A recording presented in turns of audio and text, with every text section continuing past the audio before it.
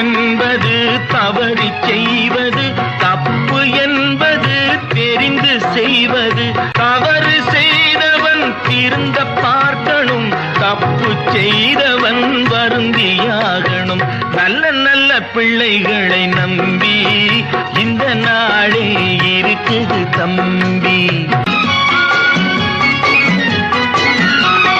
கருணை இருந்தால் வள்ளலாகலாம், கடமை இருந்தால் வீரனாகலாம், பொறுமை இருந்தால் மனிதனாகலாம், மூன்றும் இருந்தால் தலைவனாகலாம். இந்த மூன்றும் இருந்தால் தலைவனாகலாம். நல்ல நல்ல பிள்ளைகளை நம்பி இந்த நாடே இருக்குது தம்பி.